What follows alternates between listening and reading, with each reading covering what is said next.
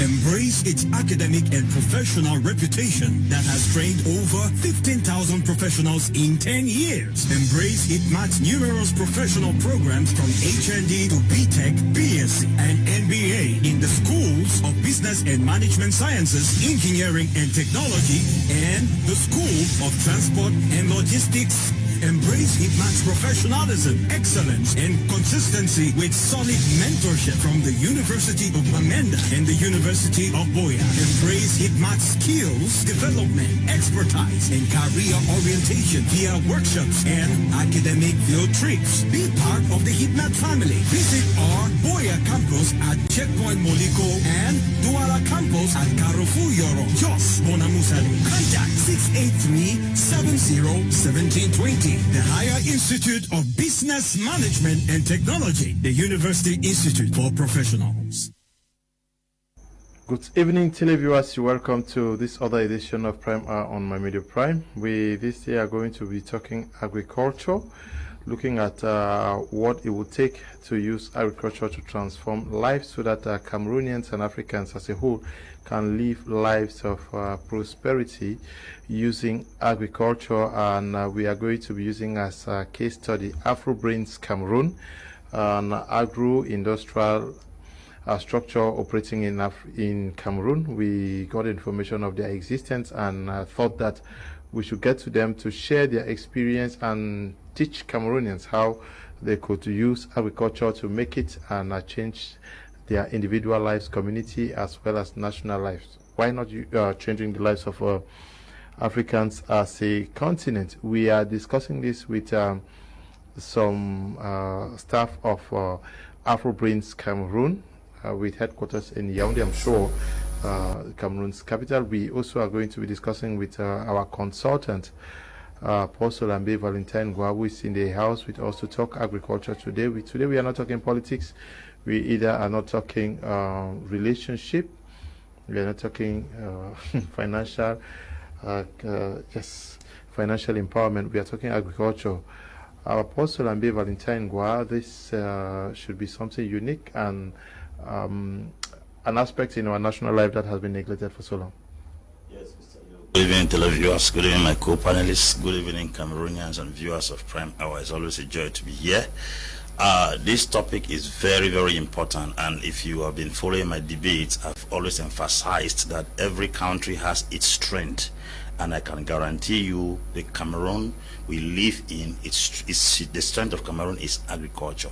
We are depending on so many things that is not a backbone to the Cameroon economy, and since this topic came, I'm very excited because I think I have a lot to contribute. Okay, we also are in the studio with Madame Miranda Ngum. She is a Deputy Administrative Assistant of Afro Cameroun. Good evening and welcome. Good evening. Thank you for inviting me.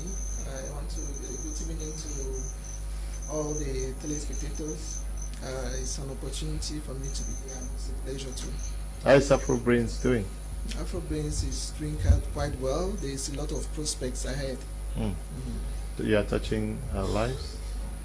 Yeah, there's a lot of prospects that will touch the lives of especially youths and women, because those are the main people that are involved in agriculture in Cameroon. Yes, but we are also in the company of Dr. Tata Emmanuel Fon. He is the CEO of Brains Cameroon. He's a Cameroonian automation engineer and an entrepreneur. He's actually going to be participating from Shanghai in China. Good evening, doctor, and welcome. Good evening, Brother Leo, and thank you very much for this opportunity.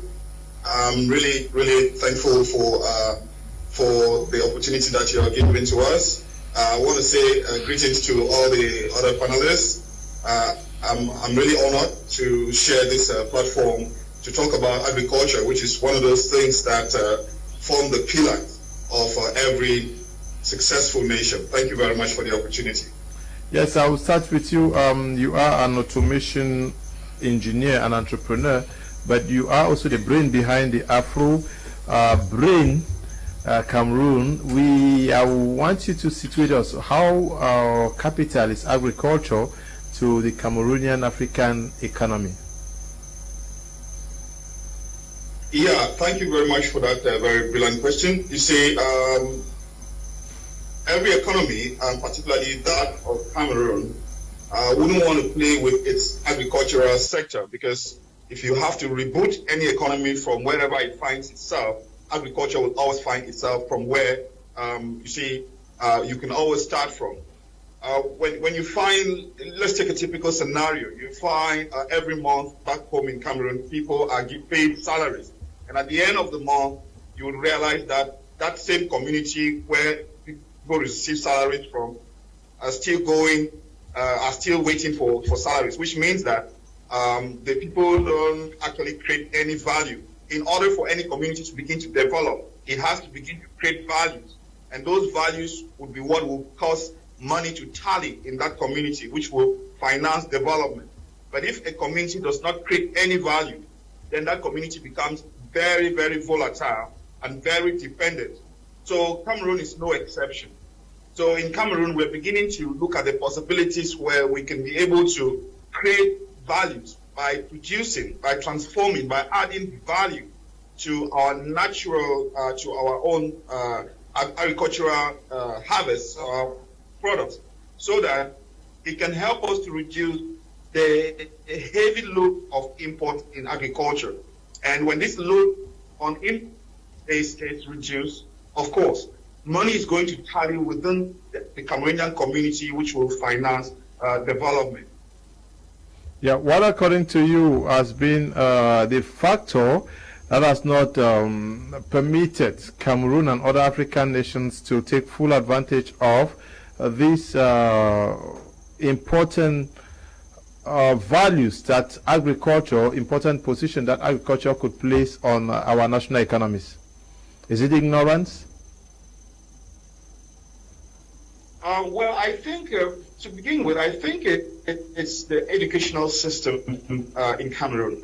It's the educational system and the perception that has always been around agriculture and farming as a whole. This negative that agriculture or farming is for poor people is what has made agriculture so unpopular.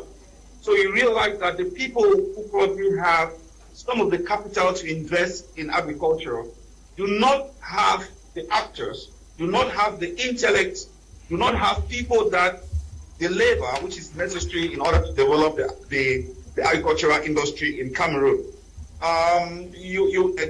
When people hear you talk probably about agriculture, they're like, you hit the wall. There's nothing else you can do. That's the reason why you're going to farm.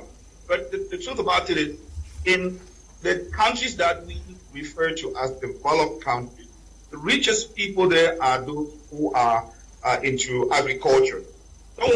Someone once said somewhere that if you want to print money, just cultivate, just plant.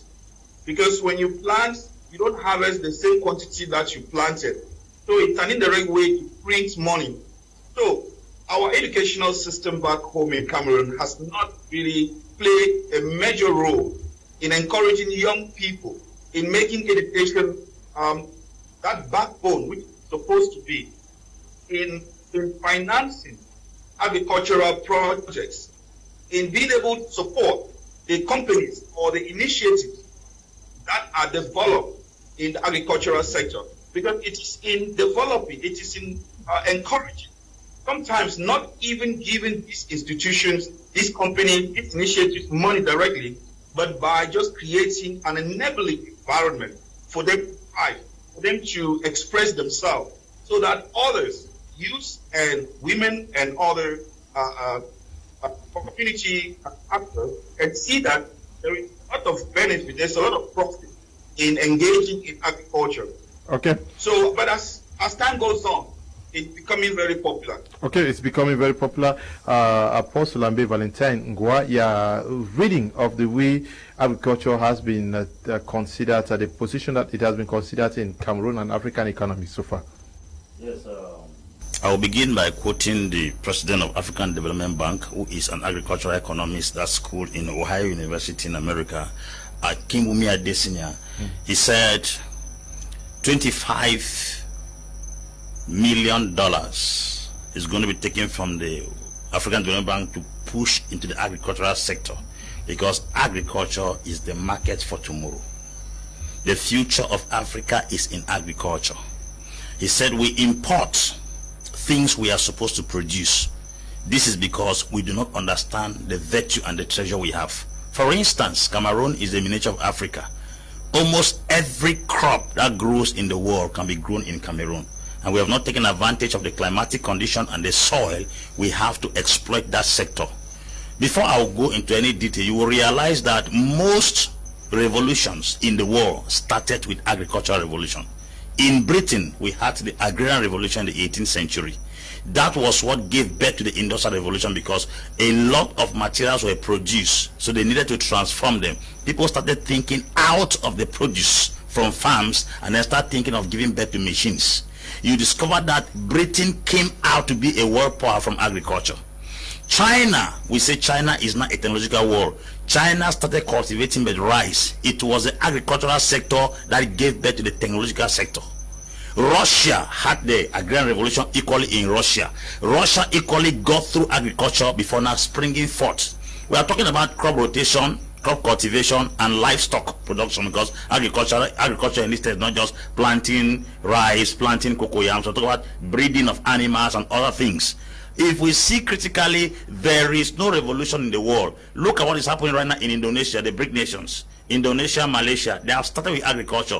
Give them some years to come. You will see technology will break forth in that area. So agriculture is the bedrock that gives birth to every other revolution, because there was the agrarian revolution before the industrial revolution. And if you look at Africa critically, or using Cameroon as a case study, there are 10 regions in this country, and these 10 regions have different climatic conditions that can grow different types of products. For instance, things like garlic that grow in heated areas like the north.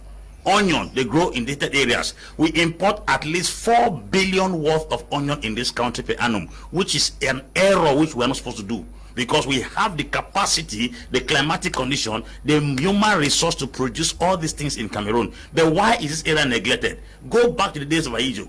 You will discover that there was a boom economically because the agricultural sector had a focus. We had different cooperative societies in the northwest and the southwest and other places in Cameroon, where cocoa buyers, coffee buyers were the ones that determined the price of their products. We had all this kind like Limber Cooperative Credit Union, Manfred Cooperative Credit Union, and there was a boom in the economy because the practical sector, which was supposed to be the one to boom the economy, was focused on. Yet this day we are focusing on oil. Cameroon may have oil, but Cameroon's strength is not oil.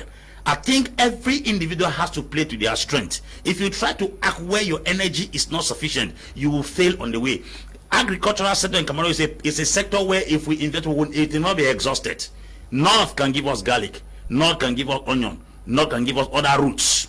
Northwest, you have all kinds of spices, cabbage and everything. That's a climatic condition on its own. You come to the southwest, there are different kinds of produce. You go to the east, even in Douala, we see the sun is sandy. Then you put plantain anywhere it grows. I was asking my wife today in the morning, I say, where on earth in this country will you drop a seed without it germinating? Even birds plant. But in other countries, they are going to carry out irrigation process, trying to fertilize the soil, try to mechanize the soil, bring all mechanism into place too. But here you just need to cough and spit a seed somewhere, you will see germinate. That is a communication. Okay. We import at least 42 billion worth of pork in this country, which is not supposed to be so. So if you look at it critically, we are not playing to our strength. So I was waiting for this topic. I think the government could use this medium to communicate the strength of this country to the government. Okay. Good evening to you, Kebuma Petit Pro, David and Chamba. Good evening to you, Ngo Stella. And to you, Emmanuel Ekpumbang, Fondon Richard, always watching the program. Good evening to you, brother Richard Fondon. But from his analysis, can we see very clearly that there are very great opportunities in the agricultural sector in Cameroon which are not exploited? Because, for example, he's saying that we import of onion and of pork. That if we focus on, there are very many opportunities in agriculture in the country. Exactly. He raised so many important points, and that's the more reason why Afro brains came in place, because we noticed that we import a lot of foodstuff.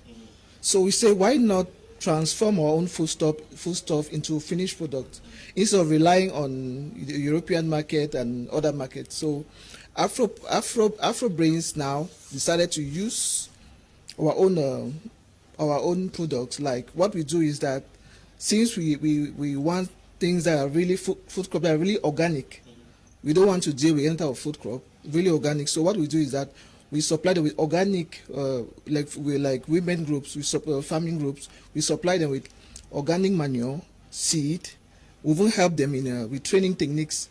So by the time those crops are ready, we get them, we buy them from them, we transform them now. For example, we have plantain flour. We produce Cameroon. We have cassava flour. We have tomato sauce. We have pepper sauce. We have potato chips. We have groundnut oil. We have a wide variety. So it's to like fight this aspect of importing so much food. That brought us the idea, the whole concept behind Afro Brains. Afro Brains, where is it located? Afro Brains is located in Yaoundé, precisely at Bankomo. But outskirts of Yaoundé before you get to Yaoundé. Before you get to Yaoundé. So, but we already have a site where will be like a bigger complex for the factory. So that will comprise of offices. We have offices there, a training center where so many youths will be trained in agricultural techniques. There are other things involved where machines will assemble machines, small machines for agriculture. So what you were saying is that Afro Brains is a concept that thinks that we should transform exactly what is being produced in Cameroon and supplied in Cameroon. Exactly. Yes, and that's a sure way to stop there's so much importation now. Yes. That you go to the supermarket and get products purely 100% Cameroon, and at the same time it's organic, it's healthy. It's organic. Now you say you provide organic manure to women who are engaged in farming. What of persons who may be farming maybe in Munya, Ikona, because they may also be engaged in organic agriculture, maybe in Santa and like. How do you deal with them? So we deal with them. We just need to if they are in need, they just have to get in touch with us, and then we'll assist them in so many aspects. Okay, so whoever is engaged in agriculture, wherever you are, and you think that you are providing agricultural products that can be transformed, you should get in touch with these guys of Afro Brains, Cameroon. But now you transform not everything, You transform cassava, you transform plantains, tomatoes. There's plantain, there's tomatoes, cassava. Yes, there's cassava. There's even cocoyams for achu. Those who you may want to prepare achu, and then the process is kind of difficult, or you may not have time. Just with the flour, achu flour. Just with the cocoyams flour, you can do achu. You can do achu. Wow, I would love to. I would love to see. So there's so many things. So there's even chocolate that's involved. Yeah, there's even chocolate that's involved. So many things are involved in. Dr. Fon, I wanted to get to you, but let me get from Dr. Fon. Where did you come from with this vision, this idea? Yeah, excellent question, my brother. Thank you very much. You see, if you live in Cameroon and you look at the vast opportunities, as my brother in the studio there just mentioned, the richness, the agricultural diversity, and the fertile soils that we have in Cameroon, and you travel out to other countries and you realize what they can do with the soils that don't even match up with what Cameroon has, you will be motivated to see what you can do about how you can put into use what Cameroon has. You see, the whole idea of Afro Brains comes from the fact that being in China for some time, I realized that most of the challenges that we face in Cameroon, especially in the food industry, in agriculture, are very solvable. The solutions are very handy. You don't have to, it's not rocket science. It's pretty straightforward. So I started building some of these small machines and looking at how these small machines could impact not just food cultivation, but also food transformation.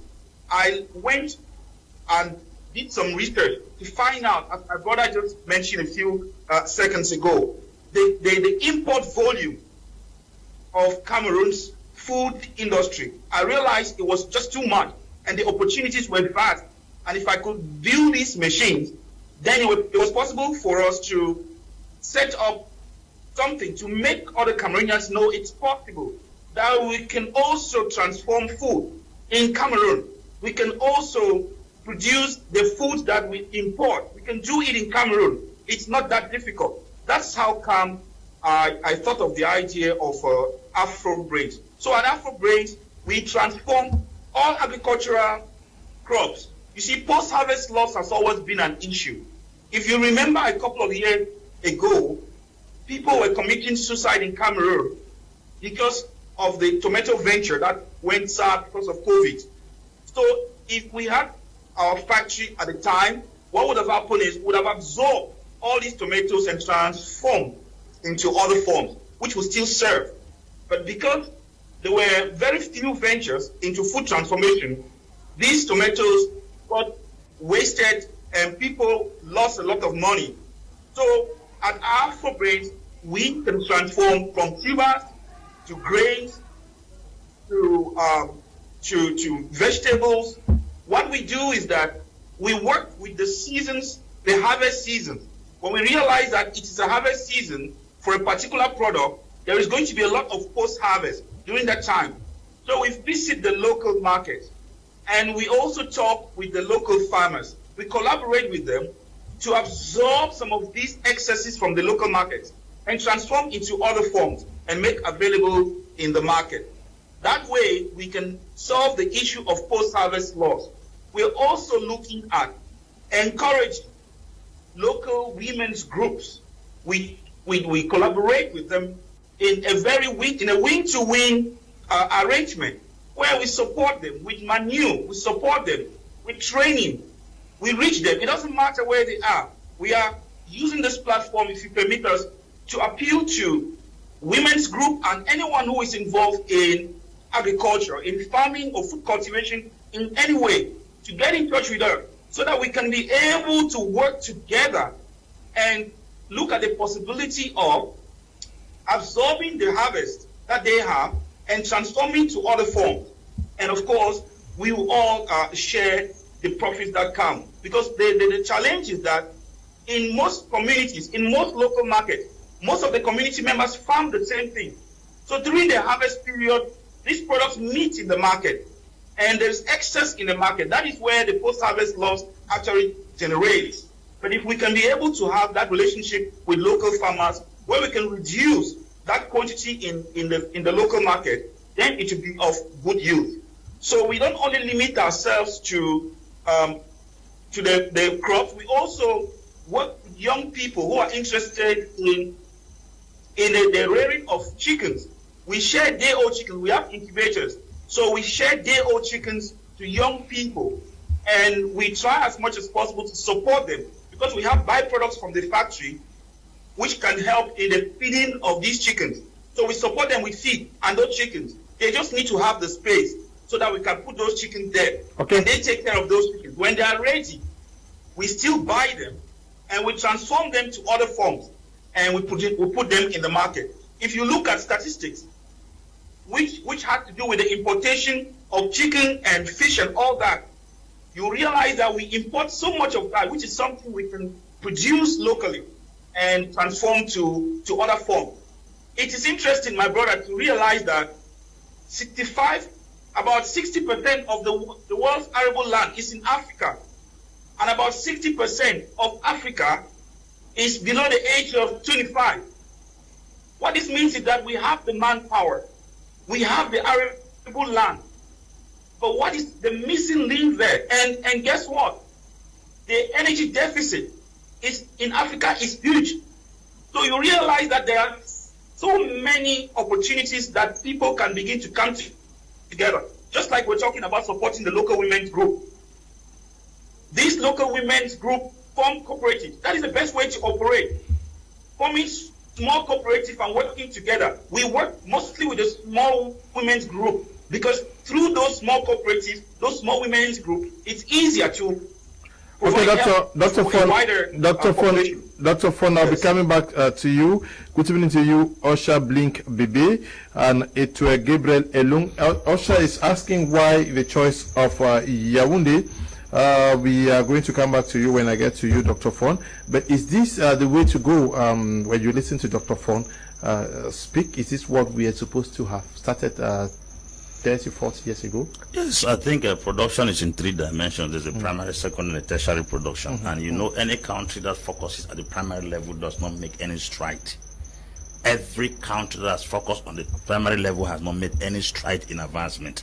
Cameroon has been at the very primary level, and even in school, when you remain at the primary level, your brain is low. So Cameroon is at the primary sector of agriculture, and we cannot make any impact. That's the reason why chocolate or cocoa cocoa seed will leave Cameroon, go to Switzerland, we sell a kilo for 1,500, then the chocolate comes back here, we are selling a single portion of that chocolate for 1,700. That is to say, we are buying 10 times what we sold. Now we are selling timber out of Africa as wood. Behind that timber, the back of the wood is medicine to a white man. It's a whole sector on its own, a pharmaceutical company. We have also the wood being transformed. The sawdust is used to make chairs back and sent to you. You still get that same wood. About 10 products come out of it. I met somebody who is producing nails. And I say, why are you so successful in producing nails? I say, is it only nail you are doing? He said, it is not the nail business, it's the business of the nail. Then I was asking him, what is the nail business and the business of the nail? He said, the nail business is the production of the nail.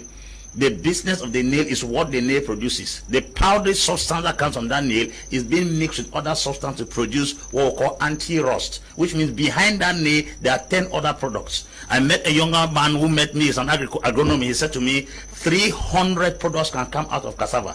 But we use cassava to cook fufu for 1 minute. Once we pound it, we are pounding ethanol, we are pounding flour, we are pounding so many things to swallow in 1 second and then go and defecate it. While somebody takes the cassava, enter into the lab, processes it. While you are selling a tuber of cassava for 500 francs, somebody is producing 20 other things out of that cassava, which means you can take a single cassava and then make 10,000 out of it. So we have a challenge in Africa because we are still at the primary level. And looking at what Afro Brain is coming to with, I think it's a very great initiative because we have that serious challenge here in Africa in processing materials. The reason why the Europeans shifted from agrarian revolution to industrial was because they needed machines to process what they produce. And when they process it, they needed markets, so they began coming to Africa to look for where they would sell their product. That is the actual sense that every agrarian revolution has to give birth to an industrial revolution. How can we be planting crops for the past 30 years and we are eating the same crops and there is nothing?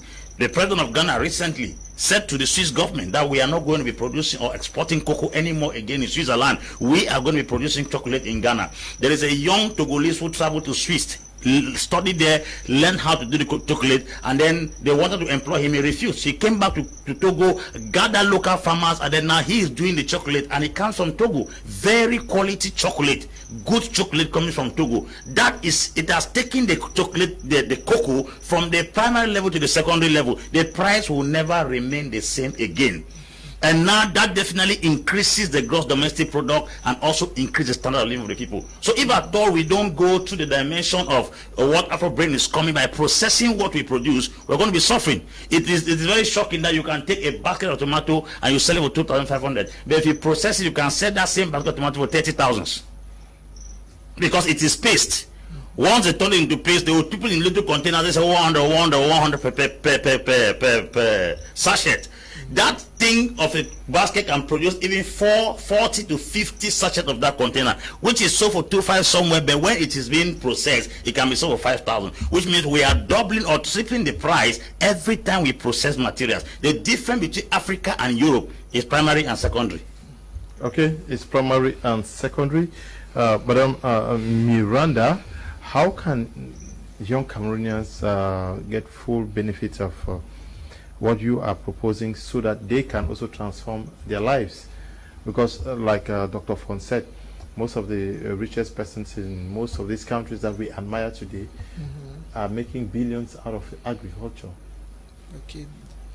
Thanks for giving the opportunity, because it's a very important topic, because we really want the youth to be involved.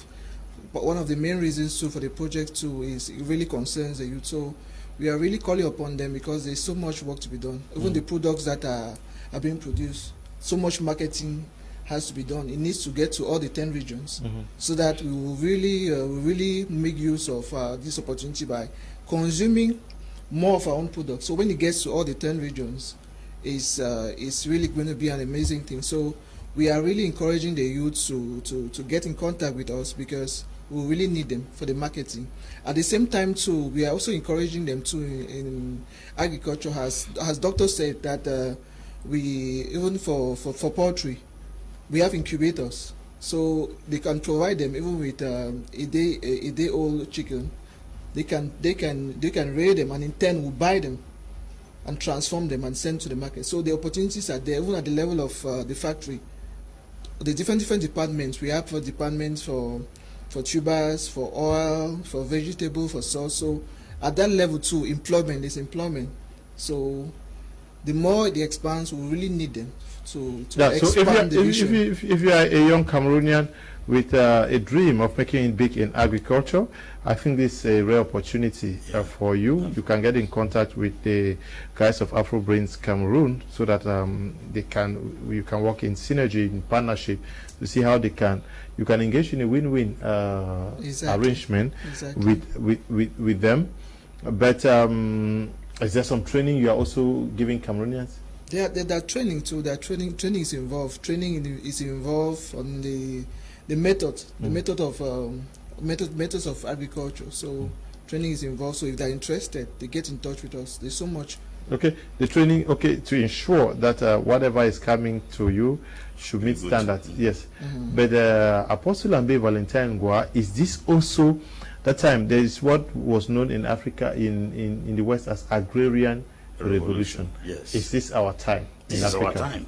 Like I said earlier, if Africa doesn't seize this opportunity, then we are yet to arrive the industrial. Because I've given you analysis that most of the countries in the world that emerged to become first world countries started with agriculture. China is what it is today because China went solo for some years. China was involved in rice cultivation. Funny thing is that some of these countries do not even have diversity of products. They lay emphasis on one. You are hearing a revolution in agriculture in Indonesia. It's simply palm oil. That's a seedling they collected from Nigeria some years ago. There was a man called Nana Kweku, who left Ghana around the 18th century and went to Fernando Po Highland. He came back. People came back with all those gramophones and those earphones in those days. He came with seedlings of cocoa. Seedlings of cocoa. Those seedlings of cocoa was what he used to plant in Ghana. You hear Ghana today, a cocoa company, it's a single individual's initiative. When I see Cameroonians go to abroad and go and carry old mattresses and radios and televisions and bring to Africa here, they call flat screen, it's confusion. It's not confusion. They should go and carry what they can bring here, like what this man talk about, machines. Bring those machines to transform these things from primary to secondary products, so that we can consume our own product and be sure. Not the things they package any kind of nonsense over there and bring. I know of tomatoes imported in this country that are fabricated in labs. They are not grown in farms. They are not organic. So the thing is that it's not just going to help us generate income or increase employment, it's going to also keep us healthy. Because our health is at stake based on the things they bring. There's something we call the genetic seeds that are coming out of the country. These are seeds that have been injected and programmed. They are planted in Africa. We eat and start thinking and reacting like them. They are planted in our crops. Which, if we don't take serious consideration into those things, you see plantain, so you get confused with this plantain. Plantain within the space of 3 to 4 months is already ready. And then you peel the plantain, it has a color that differentiates the original plantain you grew from your native land to see the plantain. 2 different plantain. Chinese now cultivate cassava. What are the kind of seedlings? There are genetic seedlings that are brought in Africa to corrupt the originality of our organic products here. And if Africans don't fall back to get, I gave an analysis one time of millets being cultivated in Niger, which was a local irrigation system used by the Nigerians to produce the millet. They call it tasa. The World Bank came with their mechanized agriculture, tried to plant those things. They did not work. We have what it takes to develop what is in Africa. And what I'm saying, I speak this thing with so much passion because I understand very well the strength of agriculture, not just in Cameroon but in Africa. Dangote has opened a 17,000 hectare in the north for tomatoes, and there is a factory there to process the tomatoes from the farm direct to the factory into paste. Because he is most of the time, most of what he does is food products. That's what gives Dangote money. If they tell you the origin of Maggi, you'll be amazed. Maggi is not this crab we are eating here. Maggi is a chemicalized material fabricated in a lab and sent to us.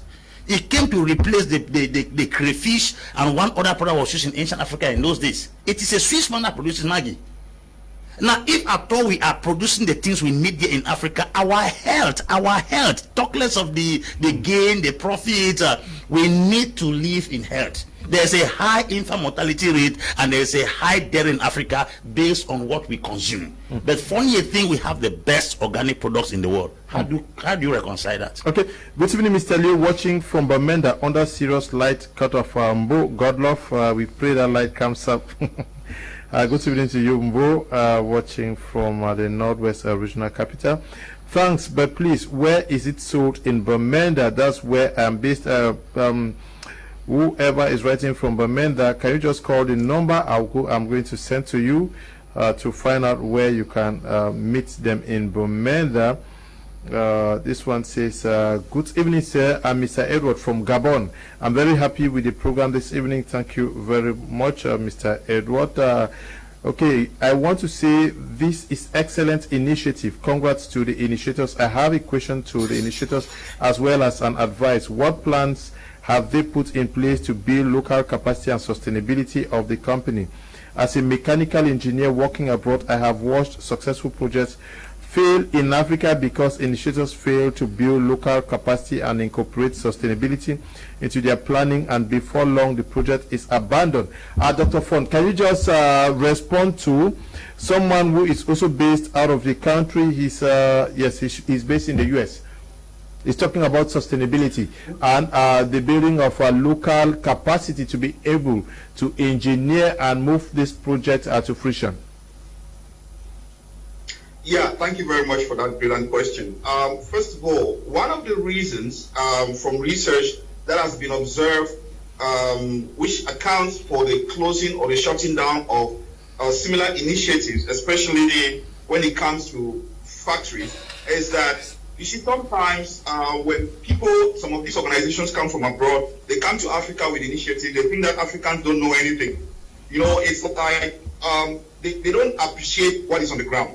The formula, there are two core things that Afro brings distinguishes itself from the others.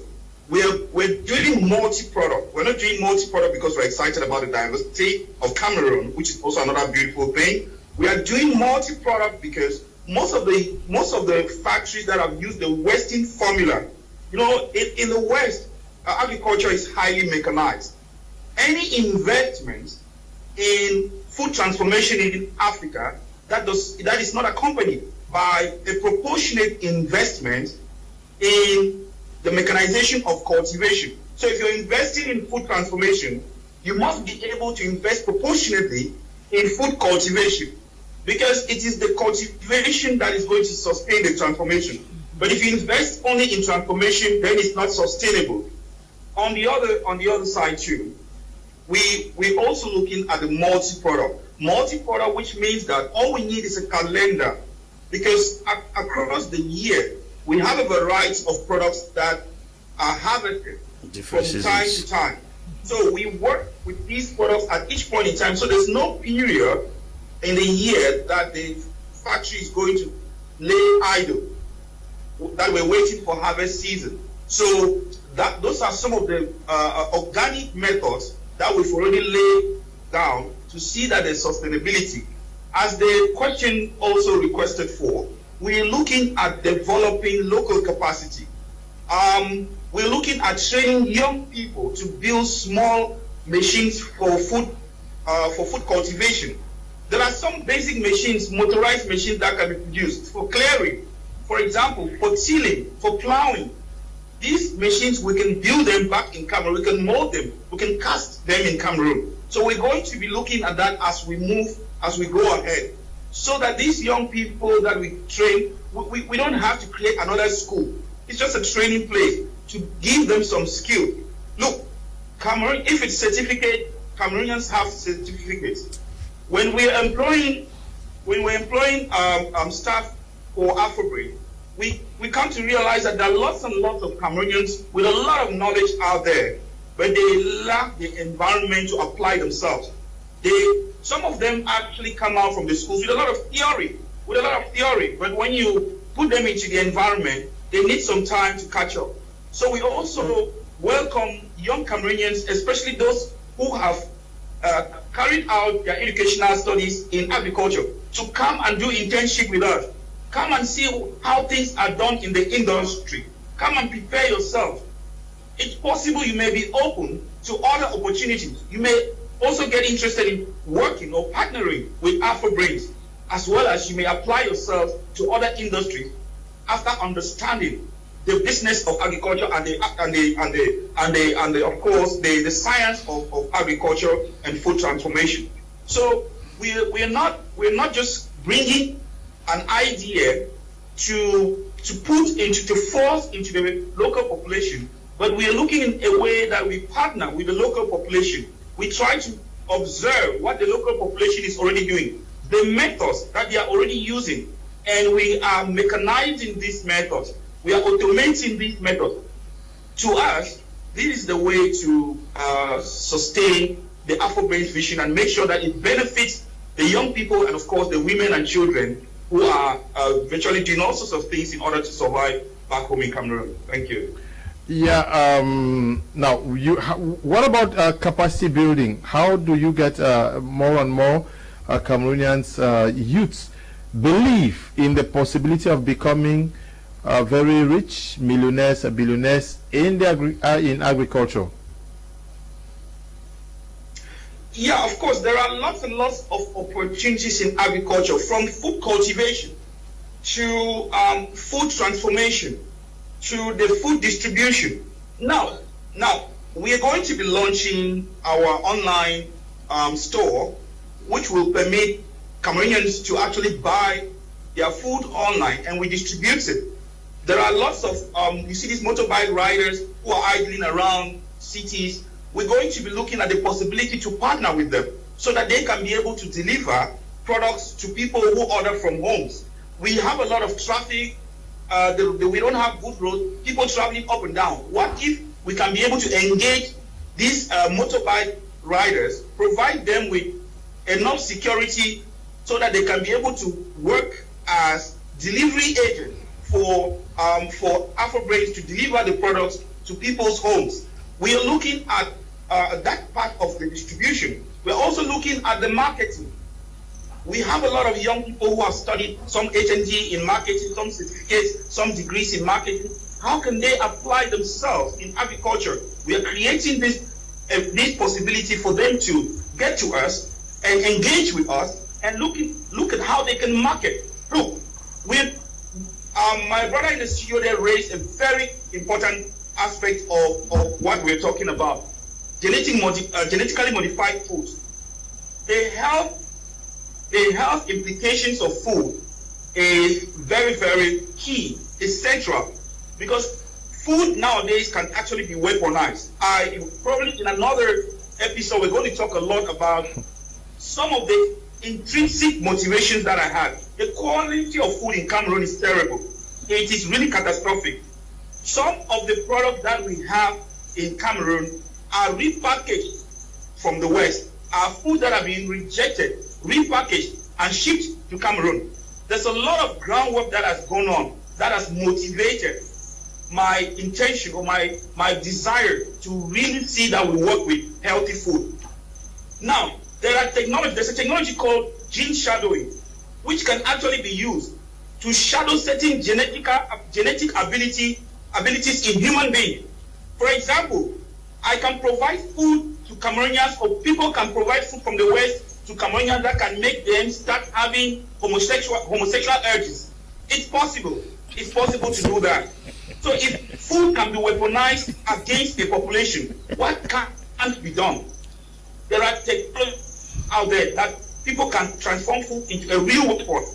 So for us to be able to think ourselves, it's not just a matter of food security, but it's a matter of security. Because the health of people in a nation is a matter of national security. For us to stay healthy is giving assurance of our survival. So that aspect that he raised is something probably about ahead. Okay. We are very conscious that this is an initiative that can very well be sustained. Thank you. Okay, Dr. Fon. Good evening, Mr. Liu, and thanks for making us discover talents and brains on a daily basis. Our main problem in this country is continuity and sponsorship. I remember one time in the documentary over one of your rival channel, a young guy was shown transforming waste products to domestic cooking gas. After some time, we no longer hear about. Medino is now on paper. UNVDA is dying. The examples continue in short. Derek Wala is writing from Chang. Good evening to you. Derek, good evening, Mr. Liu. Nice topic. Please help me ask the lady what the plantain flour can be used for. It's Zita writing from Yaoundé, from Bamenda rather. Okay, plantain flour can be used. We have some people that are diabetic. So some of them, they use it as their own fufu corn. So like in the southwest region too, I think there's a particular meal that is prepared with plantain flour. So many people will identify them with the different flours. So used for baking. Okay. Yes, like potato flour too is used for baking. So Zita, you've got it. Those who are diabetic may prefer to go for the plantain flour fufu. Okay. This one says, I need their contact number of Afro braid. Okay. I don't know whether it's your number that I should send to the public if they need it, or that of the CEO. You can send both numbers, my number and that of the CEO. Okay. Mr. Liu, your program is very educative to the lady of Afro Brains. How can we of Southwest, specifically from Guti, benefit from your programs? Bente writing from Ofri Kabi. Okay. You can call them, but how can people who are in the Southwest, how can they benefit from what you guys are doing? From what we are doing, like for now, I don't know to buy the products or to get in touch with us. Maybe to get in touch and provide you with what organic. What we'll do is that we'll give our numbers, we'll give our website, but the numbers will be, I think they'll be much more better, so they can get directly in contact with us, and then we rotate them best. Okay, so if you want to get in touch with them to also get to get them share their experience with you, you can ask for their numbers. I'll send them to you. And Pastor Elijah from Canada, Mr. Liu, not the USA, Elijah Enoaku. Another question for Dr. Fon is he open to partnership investments in this project? Doctor, are you open to investments? Pastor Elijah is asking this question from Canada. Yeah, there is no over investment in agriculture. Like you said earlier, there are lots of opportunities that people can invest in. Okay, so there's no way we can say that the investment is already too much. So there are avenues. People can get in touch with us. I mean, our website, afrobrains.com. You just go to afrobrains.com. You have all the information that you need about Afrobrains. You can contact us if you want to partner with us. We will look at your interest. What form of investment do you want to have with us? We can have that discussion. Look, it's not just all about the money. This is about being able to bring a better life to Cameroonians. This is about looking at the situation of the Cameroonian people. I mean, if you go to Douala, you go to Yaoundé, you look at what people do, all sorts of things to survive. This is also creating opportunities for Cameroonians to have some smile on a daily basis. We get too much bad news from Cameroon. We can also get good news. So, of course, we can work together with any person in good faith who would want to work with us. Just get in touch with us. We are open to work. It's not just about the money, but it's more about being able to reach out to the people, because we know the quality of food in Cameroon. We know how the food industry is in Cameroon. We know that there's a problem. instead of sitting and grumbling, we are doing something about it. So those of us, those people who have seen that, who have also seen that there is a problem, they can join hands with us. Let us see how we can make it to reach all the corners, as people are requesting from Guti and all. Just get in touch with us. We will look at the formula with which Elijah, Dr. Fon, I've sent your number to Elijah. He will certainly contact you to see if there's a possibility for you guys to work together. This one says, good evening, Mr. Liu and the crew. Where is Afro Brain Cameroon located in the country, and what does it take to be trained there? Emmanuel writing from Boya. Can I have the contact number? I'm sure you have the number there with you. This one says, good evening, sir. I'm called Marvelous. I love your program. Please, I wish to get in touch with the Afro agricultural program. Okay. Yes, many young persons. If you are interested in joining them, you will just get their numbers. But Apostle Ambe Valentine Gua, agriculture has not been attractive to young Cameroonians for a very long time. How do we get them more motivated to be involved in this? Is it by providing them with these opportunities and telling them that, hey, many of those guys you admire out there are making it big from the farms? I think most of countries that have actually encouraged agriculture, it begins with the government policies. Okay.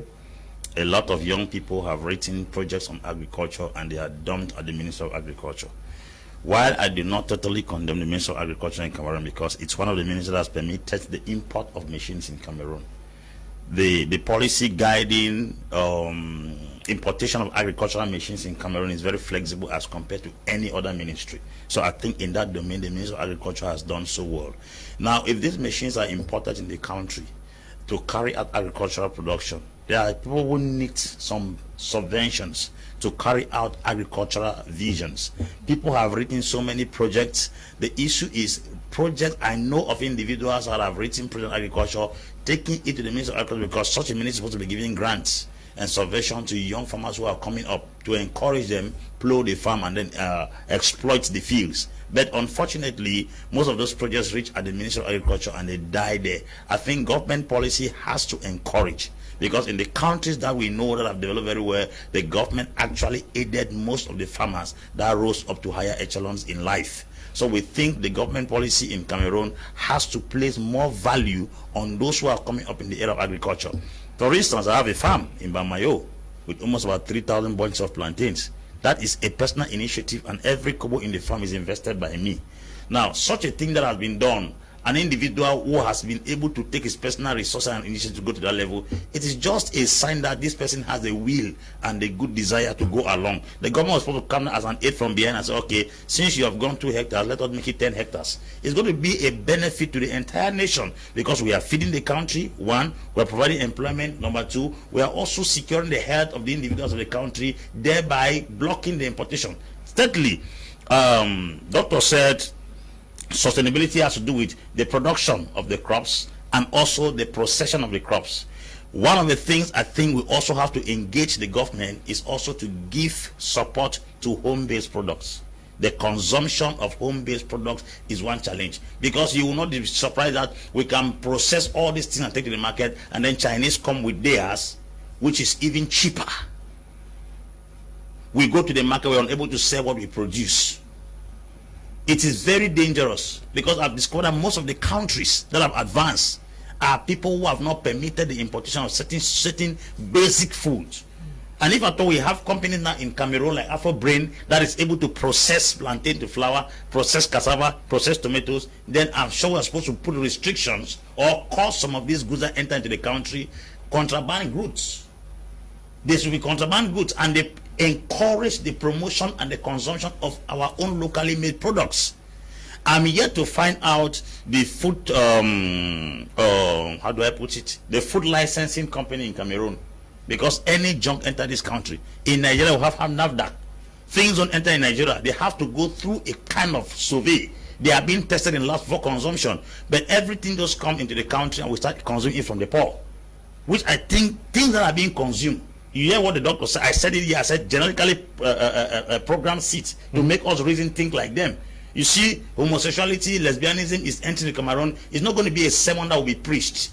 It's going to be based on what we consume. We have to be very, very careful with things like that. I'm sure if we have a body in Cameroon that controls the kind of food that is coming to this country, is going to help us detect the kind of bad things that enter the country. When such things are discovered, the individual or the nation or the company alone should be blacklisted, and such products should be banned in the country. Because I'm telling you, I grew in this country. There are some plantains I eat now. I cannot understand if it's a plantain we used to grow when we used to eat when we were younger people growing up. The plantain has another dimension of operation. This achukoko, they call what? Is it collocation or what? Ibukuku. It suddenly disappeared into thin air. One, because a kind of what I was a kind of virus or what affected it. The thing went out completely. That's a food crop in Cameroon that helps so many people. So when we are talking about the health condition of Cameroonians, I think that there should be a body that is responsible for the verification of what we consume in this country. We have heard of certain biscuits that enter the country and certain milk. People drink it. Is something else. People go into labs and fabricate all kind of nonsense and then send to the market. People consume and they die. We don't know how many persons die because of bad food consumed in this country. And there are some other kinds of food that enter the country. They kill you slowly. As you are eating them, you are going down gradually. So I think all those things should be put into place. The government should see that they establish policies that help us consume what we produce, as well as ginger or energize or empower or subvent young people who are into the field of agriculture. It will boost up that sector. It will boost up that sector. Good evening, Mr. Liu. Please send me the contacts of Afro, so what it takes to join them. Okay. Julius from Boya says, good evening to you all in the studio. Kudos to Dr. Ngum and team. A wonderful initiative. Go ahead, Afro Brains.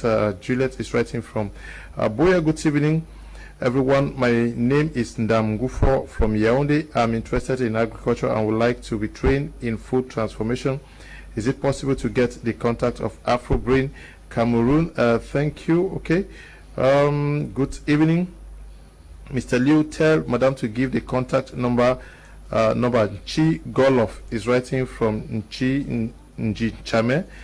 Okay, I don't know where that is. Good evening, Mr. Liu and all the crew in the studio. I love your program. May God continue to empower you. Gladness watching from Banyu. Good evening, Mr. Liu. I'm Valentine Nsanda Iba from the University of Bamenda area. Please, I would love to have the phone numbers and email contacts of Afro Brains. Agriculture is our golden inheritance. Please, can you guys ask for these numbers via WhatsApp for me? Good evening, Mr. Liu and the men of God in the studio. No man of God is here with us. Yes, Mr. Liu. Apostle Ambejo said it all. We should learn from the past. When a new government takes over, they should keep the good habits of the old government. We had Operation Green Revolution. This government should invest more on the Ministry of Agriculture, not on defense and others. Look at all the infrastructure of Iraq. The cooperative buildings in Bamenda, they are all gone. I'm Leslie Niba, writing from Bamenda. Greetings, Mr. Liu. How can someone from Kumbu get in contact with Afro Brains? Ngwa Nicholas is writing from there. Okay, from Kumbu. Now, Madam Ngum, yes, you guys are into this. How easy, how difficult is it to come up with, we say corn flour, cassava flour, plantain flour, and all the like? Please, can you repeat? How easy or difficult is it to come out with, and what or how better is it to use this than the flours that we have in the market? Okay. The good thing about it is that the first part has Apostle said that the first part is that we need healthy food, we need organic food. So what we do is, like, we don't just take any type of we do a follow-up of what we get. If it is a cassava, if it is a potato, we do a follow-up, so we are sure of the kind of cassava we have, we are sure of the kind of plantain we have. So the advantage from the other product is that it's healthy, it's organic. So that's what I can say. Okay, the advantage from the flour you get from it's different from the others is that it's healthy. But is that what you're encouraging Cameroonians to consume? Highly recommended. Highly recommended. So for health reasons. For health reasons. So you may be consuming whatever you're consuming out there, but it is also important from what we are getting from the studios that if it is possible to verify, it will be preferable that you go for what is organic. What is organic? Yes. Because we have so many people, especially diabetic patients, that consume a lot of product from us. Apostle Ambe Valentine Ngwa, how do we understand that Cameroon for decades is importing so much fish, yet those who are importing this fish are not growing, are not creating fish farms across the nation? We import so much rice, we can count those companies that are involved in this rice business, and we can estimate how much to make out of it. But 30, 20, 10 years after, they are not opening up rice farms, and lots of things are being imported. Mr. Leo, you must understand that when we speak, sometimes they say we are blaming the government. It's not just blaming the government. There are individuals who do not even need government subvention. But the policies that operate will not even allow you to breathe. The best rice, according to nutritive value, is the rice from all over the world. All what comes from China, Malaysia, Singapore, is nonsense. I can guarantee you it's total nonsense. There are even plastic rice sold in this country because they are paying tax. What does it cost for us to expand the rice farms around the Plain? We have natural soil that rice grows there easily. If you eat the rice and you eat another rice, you will see the difference between rice. That is a treasure given to us. That is an opportunity given to us, but we are not exploiting it. And if at all people want to come and invest in this country, the procedures you go through to establish something that will increase employment, give the increased standard of living, and even pay taxes to the government, the procedures and the parameters that they will put in front of you, you get discouraged. A man called me from Finland 2 days ago and said a friend came here to establish a very huge company. The kind of conditions that were put in front of him suffocated and the vision died. I'm asking if the government of our country is interested in the well-being of its citizens. We complain that Cameroonians are lazy. They are not lazy. If you go out of this country, you see how Cameroonians are fighting. This man is talking from Shanghai. He's talking from China. He fabricates machines. There is a young guy that came to me. He's a biochemist. He has a PhD in industrial chemistry. The guy does from chocolate to ties to deodorants to perfumes to everything, soap, savon, everything. He said to me, Laborex is the company in Cameroon that is used, it's a French company that supplies all these bathing soaps, oil and red. It's a French company. That company has more grounds in this country than the Cameroonians who have gone and studied outside and come here. That is because we have a very poor government policy managing the talents and the skills of the people. Yeah, but the problem is government policy. Take for example someone who has been importing fish for 30 years in Cameroon. That person should be a multi-billionaire because he supplies to the whole nation. Why not just say that, okay, we are giving you 10 years, make the billions, but after 6-7 years, we want to see you open 100 fish farms in Cameroon so that Cameroonians can feed from the fish that is produced in Cameroon. Same for chicken. There are people who are specialized in importing chicken in the country. There are persons who are importing the pork you are saying. Yes. How do you import pork for 10 years and you make billions out of it? Like the amounts you are 42 billion worth of pork. We don't have thousands of pork farms in Cameroon. Shouldn't that be a government policy? It should be a government policy. You see, when J. Rawlings came to power in Ghana, he did what we call price control. If this phone by state standard was 2,000 Ghana cedis and you sell it for 2,500, there is a price control unit. that comes to your shop and close it and lock you up. But you see, government will give policy that the phone in this capacity should be sold for 10,000. Shops are selling them for 20,000. It is government policy. And nobody controls. Nobody controls.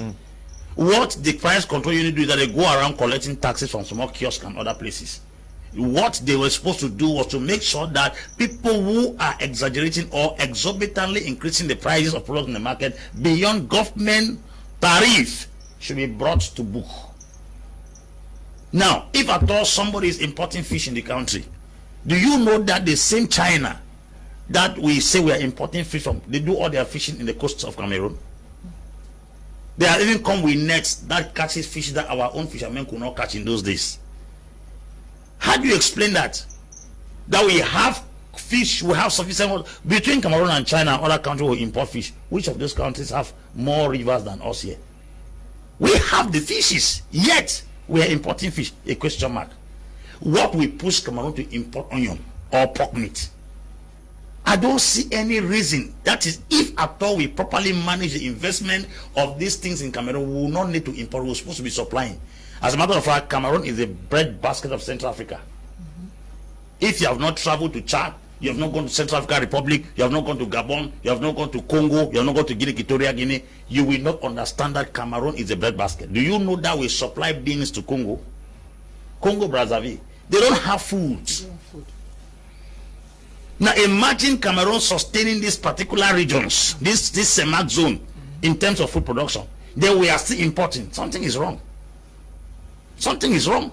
We are feeding at least 5 countries in this particular sub-region. Then we are still importing food. Something is wrong. I am very convinced. Like I said, we have 10 regions. And all, you know, first I said they used to say we could not grow pomme de France in Cameroon. I mean, the apple. But statistics, time has shown that we can produce it. Okay, we can produce There's a guy doing it in Kumbo. Okay, good evening, Mr. Liu and the panelist Fokem Zuma Valles, writing from Melon Center. Just want to thank my mentor and model Apostle Ambe for his wise and transparent teaching on the topic of today. We need just 5 Cameroonians like him and we will go far in Cameroon. Thanks, Master. Okay, Apostle Ambe has gotten you. Daisy, writing from Kumba, says, good evening, Mr. Liu, and to all the panelists. I'm missing a lot. I can imagine how hot the studio is. Still no electricity in Kumba. Daisy, good evening to you. This one says, good evening, Mr. Liu, and to all the panelists. Okay, good evening to you. Good evening, Mr. Liu. Apostle Ambe is talking about Ndop rice. I'm selling it in the market with other imported rice, but people come and buy but the imported one. Please let us advise people to consume what is our own. Michelson is writing from Yaoundé. This one says, good evening, Mr. Liu and panelists. I'm enjoying the program. With the frequent power failure, please for the contact of Afro Brains Fonte Ernestine Tiembom, writing from Bamenda. Okay, good evening, Mr. Leo. Please for the number. Christopher is writing from Douala. Good evening, Mr. Leo and Mr. George from Lime. Please for the number. Okay, Mr. George. Good evening, Mr. Leo and the panelists. I'm planning to invest in corn cultivation with about 10 hectares. Please wish to have Afro Brain contact Ako Success, writing from Abu Dhabi. Okay, good evening to you.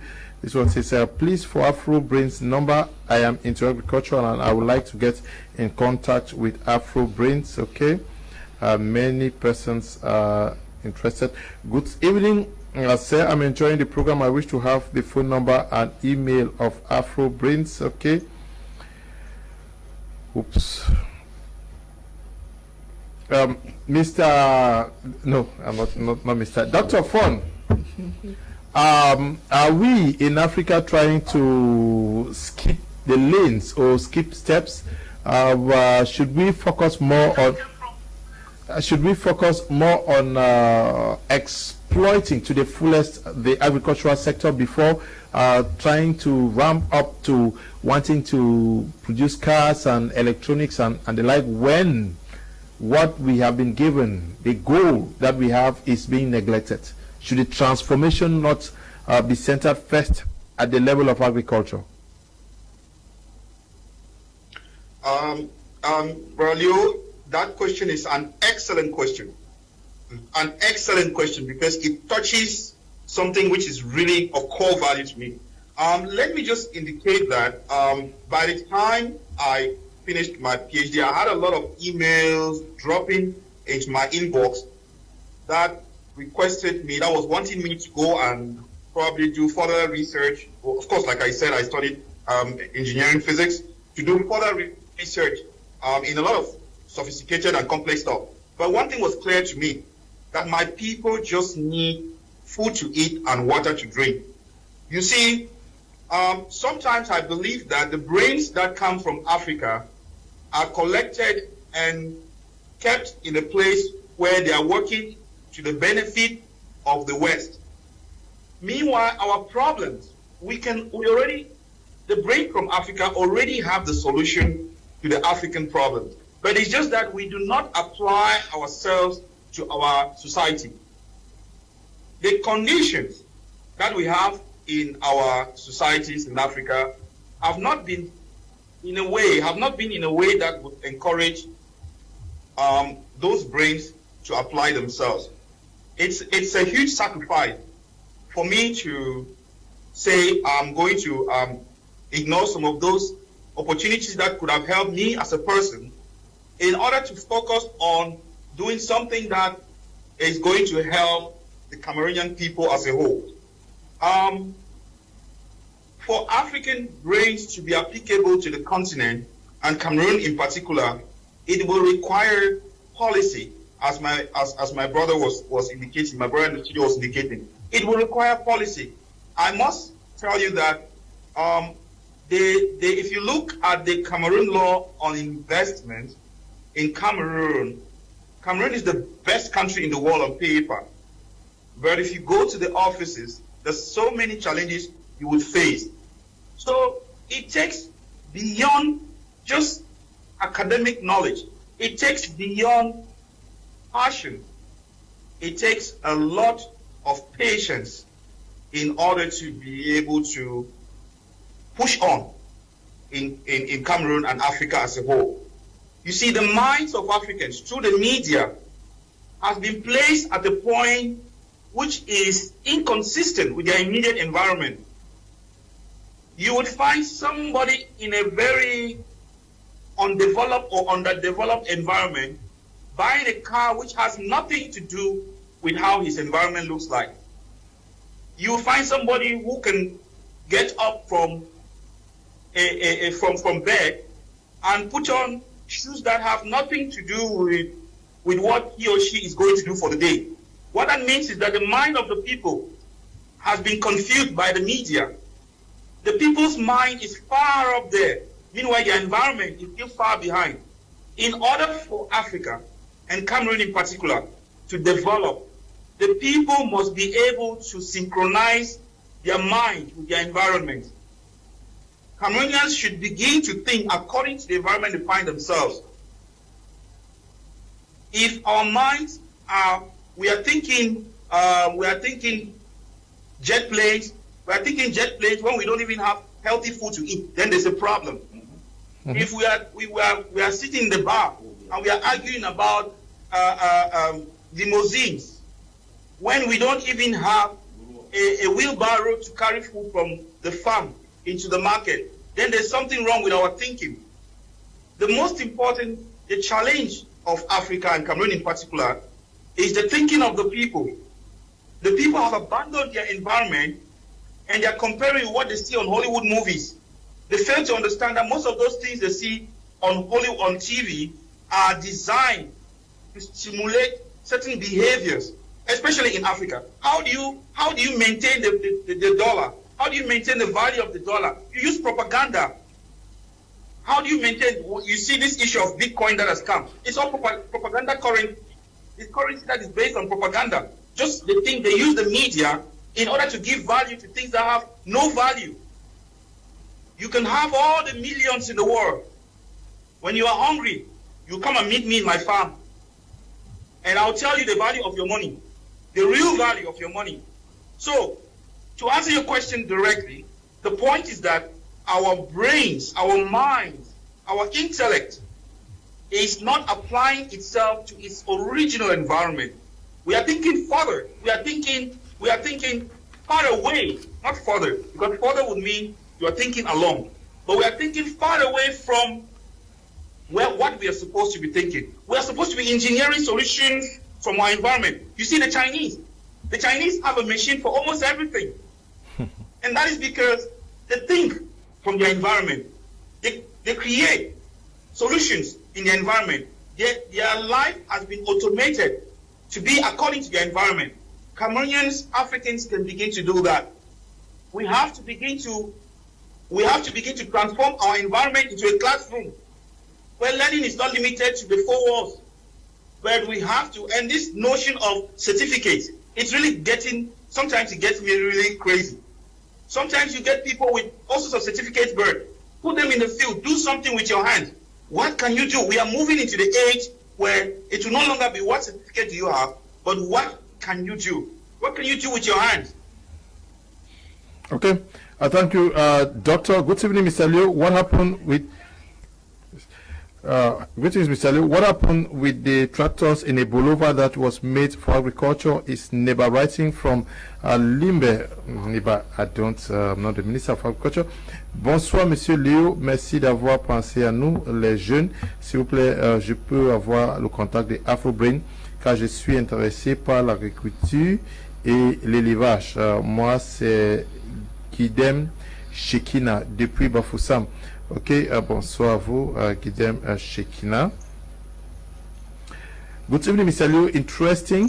Mr. Liu, this Justice Longman from Edea will wish to know if AfroBrains has an institution to train as aspirants. If yes, where is it located? Please, for the contact number, good program there. Is there an institution that trains people who want to work with you guys? Yes. Or you are still working towards that? We are still working towards that. As I said, we already have a site where we are building a complex that will have a training center. Okay. So they definitely will be. Okay. Good evening, Mr. Liu, and to all the studio. I love your program. I have undergone training in agriculture at a professional school called Afro CDD from 2011 till 2016, and a project was written by me and sponsored my NGO, but Crisis in the English regions failed the project, and I cannot continue. Please for Hope Charles Mbambu. I don't know whether I want to ask for help. I can't help. I'm a journalist now. Just get to the guys whether they can help you. Kudos to you all in the studio. I like the topic today and would like to come in contact with AfroBrains.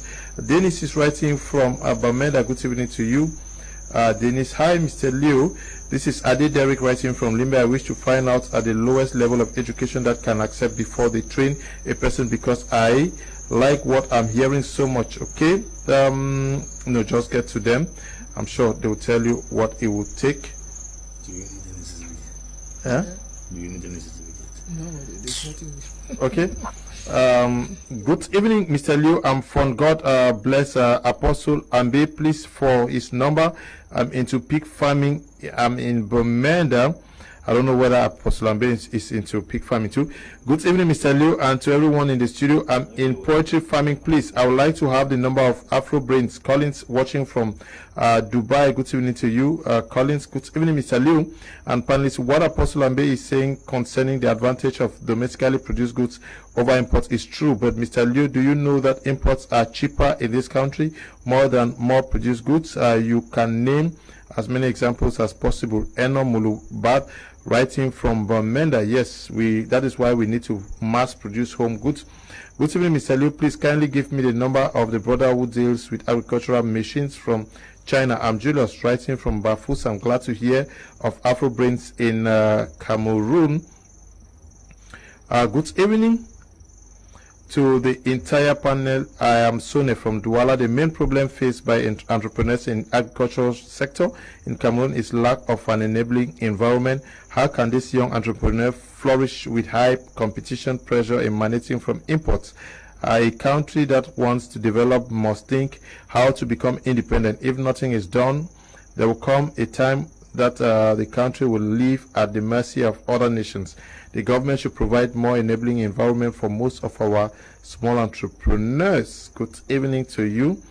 Good evening, Mr. Leo. Agriculture is our backbone of our economy, but we lack the education, good governance, and lack of road network and electricity. It is wisdom writing from Yaoundé. Good evening, Mr. Leo. Agriculture in Cameroon, especially small-scale farmers, have been abandoned to themselves. There is no incentive, very low prices, lack of farm-to-market routes. I have abandoned my coffee farm because of some of these problems. Ban Kmer is writing from Bamenda. Good evening, Mr. Leo. My own is, how come does Mr. Ambe know everything?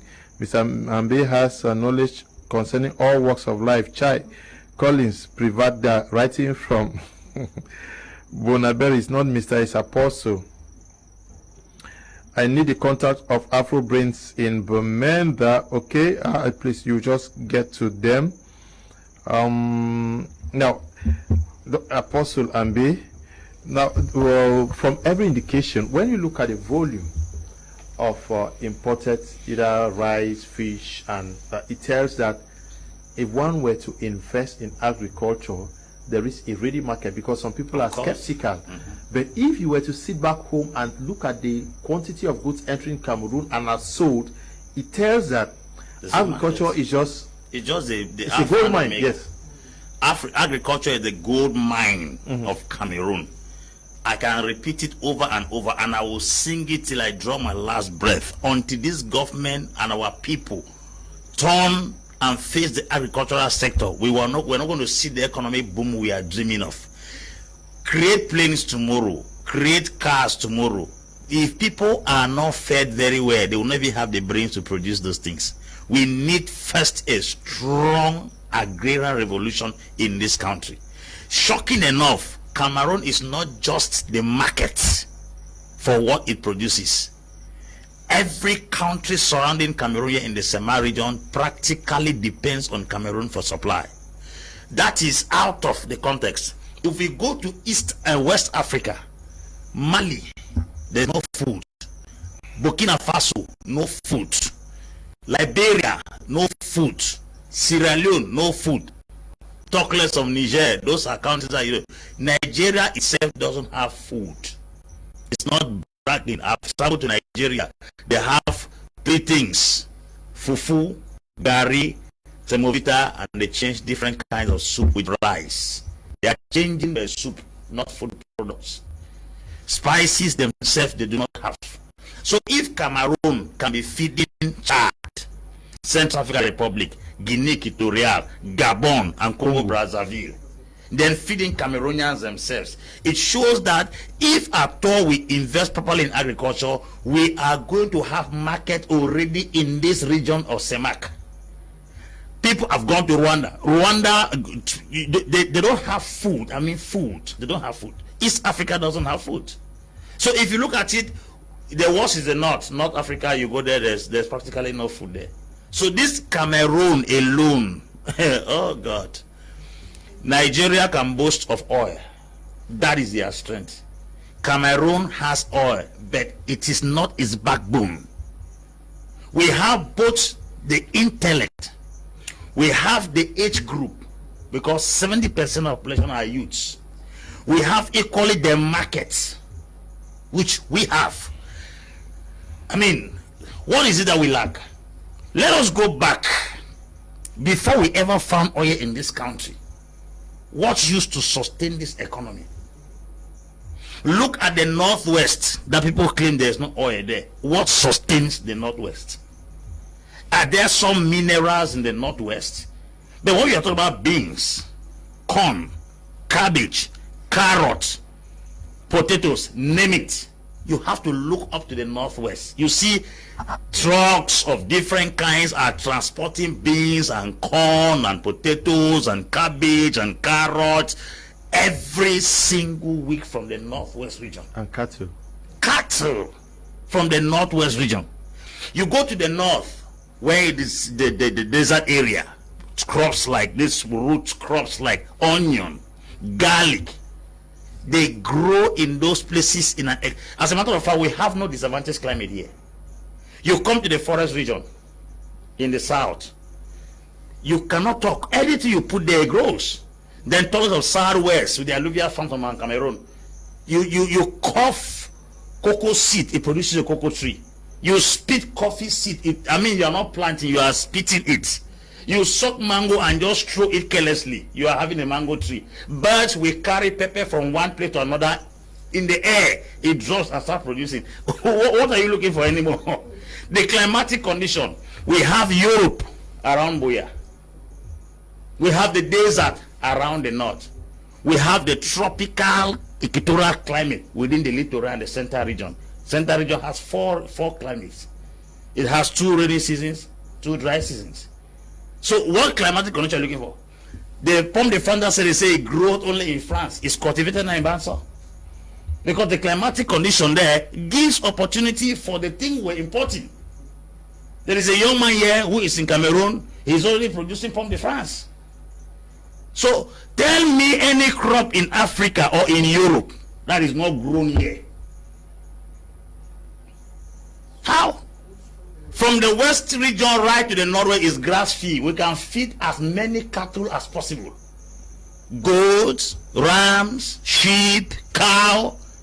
We have the climatic condition and the grazing land to grow these things. So I don't know what we are missing in Cameroon. We are supposed to be very strong in dairy, fruits, and well as agricultural food in this country. Okay. Food crops. Cash crops, talk less of timber, before you go to coffee, to cocoa, to banana, to rubber. Everything grows here. Okay. Good evening, sir. I'm Joel Akongda from Bamenda. I produce incubator machines of different capacities and need sponsors or farmers who wants to hatch eggs on their own. Please help me. I don't know how I can help you. Hello, Mr. Kum. Very interesting topic. Please, can I get a porcelain-based contact number? Onkunji is writing from Bamenda. Good evening, sir. I'm called Young Nasmi from Bamenda. Please, I'm sorry for disturbing you this evening. I just on my TV now, so I saw the topic Afro Brains Cameroon, and I'm so interested in watching it. So please, I just wish to ask what. Please, Leo, kudos to your programs. Let the next topic on marital issues be normal for couple to have separate accounts. That's what we discussed yesterday. Now, good evening to you all in the studio, Mr. Leo. This program is very educative. How can I have the number? Bati Eric from my 27 Ndop. Good evening to you all. I love your program. May God give you all strength and long life. Cindy writing from Bamenda. Okay, now as we speak, Afro Brains is in only in Yaoundé, or now it's only in Yaoundé. But with time, it will spread. It will spread, and you produce just what do you produce there? How do you market them? How do you get the organic material to transform? Okay, how do we get the organic material to transform? The raw products. Okay, the organic material to transform the products. Like for example, let me just start. For example, with the feed, like the feed, we have granite oil. So there are so many extras that are combined, and then already there we have organic feed for the chicken, for example, and then the others. So most of them is gotten through the processing, the leftover from the processing. Leftover from the processing. Yeah, for example, like we have what we do is like for now, with time we intend to have farms too. But what we do now, we just mostly go to local farmers and support them. You support them and you collect what they produce? Yeah, we support them and collect what they produce. Okay. Let me move over to Dr. Fon. Dr. Fon, now Afro Brains is involved in the production of plantain flour, tomato paste. I don't know. What is the next step for Afro Brains? Are you envisaging involving? Thank you very much. Thank you very much, Brother Leo. Currently, Afro Brains transforms quite a wide variety of organic products. How do we function? Whatever organic raw material we come across, we can transform it. The most important thing is that we should have it in large quantities, and we should have the assurance that we can have it continuously. So that is the reason why I'm so thankful to your station for giving us this opportunity to actually communicate these opportunities to Cameroonians who see the importance of agriculture on the planet. So you see, we transform tubers, whether it's cassavas, whether it's cocoyams. We have achu flour, we have watafufu flour, organic. This is organic, healthy food, and it is not that because it is organic, the price will be much higher than what we have in the market. No, it's the same price. It's the same price with a better quality. The idea is that it is coming from our farm. So people have this tendency to believe that because it is organic, we're going to say, oh, it's more expensive. It is more expensive in Europe. It's more expensive in the West. We are in Africa. It is our food. What we're doing is we're using our local methods to transform our food. What I've done, the machines I built, those are machines that are built with our local methods in mind. It is not today that food transformation is starting in Africa or in Cameroon. People have been using traditional methods to transform food, to increase shelf life, to be able to store them. What Afro Brains has done is, Afro Brains has automated these traditional methods. Our traditional methods of preserving food in Africa and Cameroon in particular is very healthy. It's not the chemical methods as used in the West. Our methods are healthy. What we've done is we're not doing it with machines so that we can do as much as possible. Afro Brain can transform any food which is available, which is organic, and we are looking at beginning to train young people on how to build some of these small machines. I'm happy there's somebody who talked about building incubators in Bamenda, which is very good.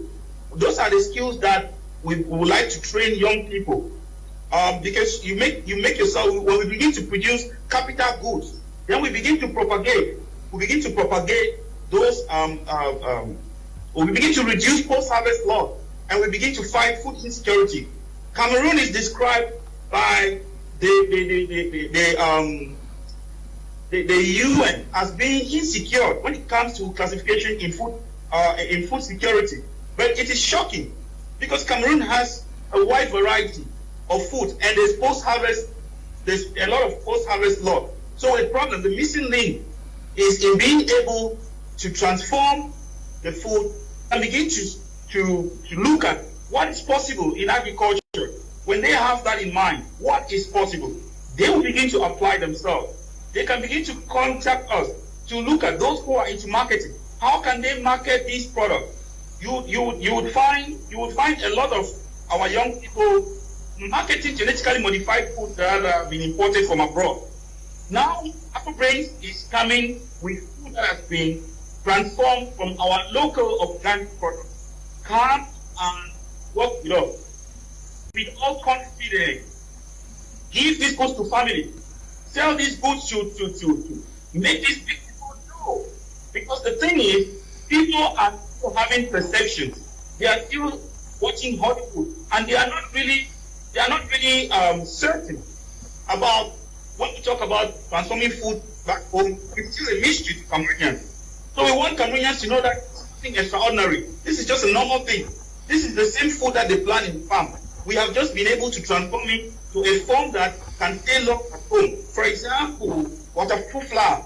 If you buy our watafufu flour, you can buy the quantity that you like. You can buy the whole year. You take a little bit, you soak it in water, and you spin it and you eat. If you want to prepare watafufu the following, do it. But you see that normally, if you go to the market to buy watafufu, you buy it fresh, and that form is not very healthy because it's still fermenting. And now they're bringing the form that is healthier. It's dry. You can keep it at home as long as you desire. So these are some of the solutions that we are putting into the system. We mentioned the plantain flour. Plantain flour is very healthy, as Miranda indicated, for diabetic patients, and why not others? You can do bread, you can fry your pancake, you can do your biscuit, you can do your cake. All the flour, which cassava, you can do your bread, you can do your pancake, you can do your water food, and so on. Sweet potato flour, all variety of flours. We have cowpea, which is popularly called coffee beans. You can still have that too. So we have a wide variety. You go to the oil section. We produce oil from every grain. We are looking at people who can supply us with egusi so that we can produce healthy oil from egusi loaded with vitamin A, 4% of egusi or vitamin A, which is very important in cooking oil. Some of the oils that are brought from abroad are extracted chemicals. A lot of chemicals need. People don't know that those oils are not even edible. Some of those oils are extracted. We use cold press method to extract our oil. Cold press means that in the extraction of the oil, you don't use chemicals. You don't use heat. Because when you use too much heat, it's going to destroy the vitamin. It's going to destroy a lot of the important nutrients that is on in the oil. We use cold press. So the oil is very healthy. But I think we need to complicate our. So we're talking like this so that young people who have some academic background can begin to come, and then we give them all this so they can communicate this to the general public. So people can begin to know that we are not just talking about organic food. This is not the organic food they hear on Hollywood. This is local food which is healthy. Okay. So people should understand it's not like something expensive. It's just normal. It's our food. And it's healthy for our body. Mr. Leo, good evening. I like your program. When you import some of these meshing, sometimes the Cameroon government would never release them from the poor. It's Nestor Wanta writing from Bamenda. Thanks a lot for this particular program on food and agrarian transformation. Please kindly send me the number of that woman or institution representative on the platform. Okay. Stop calling. When you call, we cannot read messages. Good evening. In the studio, interesting program. Keep up, Mr. Liu and the crew. I love your program. Please, can I find Afro Brain Cameroon in Douala Stock Exchange Market? Is Berenu Ace writing from Yaoundé? Can you just ask that number directly to those concerned? Good evening, Mr. Liu. I like the way Apostle Ambe do all his analysis with statistics. Just to confirm that he said about Mr. Dangote last week, I was in Bamenda Food Market with a tomato dealer who was lamenting that Dangote has dealt with them by urging the Nigerian government to stop importation of fresh tomatoes, contraband, via Manfi from Cameroon, that he will employ Nigerian youths to farm tomatoes in Nigeria. Ben Lucas, watching from Menka Village, Santa Subdivision. We produce leeks, celery, carrots, and tunes. Please, can your audience help tell us other end products other than consuming them raw? Okay, you're talking about my panelists. Okay, good evening, Mr. Liu. Contact number and email of Afro Brains. Okay, this one says that Mr. Liu, excellent program you have. Our agricultural delegates should work hard in glove with Afro Brains. Most delegates don't even have a garden at their yards. I truly wonder what knowledge they do give to the public. Are is writing from Yaoundé. Good evening to you. Ray, good evening, Mr. Leo. I always love following your program because it's well educated. The government of Cameroon don't love the citizens because we have something like Ndop rice, and for the government to support the farmer in the area to produce more and more. But they are not doing it. Why? The government likes spending money for an unnecessary use. Where are we driving to? From Galabe, Yannick Galabe, writing from Limbe. Good evening to you. Good evening, Mr. Liu. As a young farmer in Bonso, all I need is someone who could help me to realize the above mini tractor for my rice and maize cultivation. Bro Nathaniel Ororo 1, writing from Kumbu. Okay, good evening to you.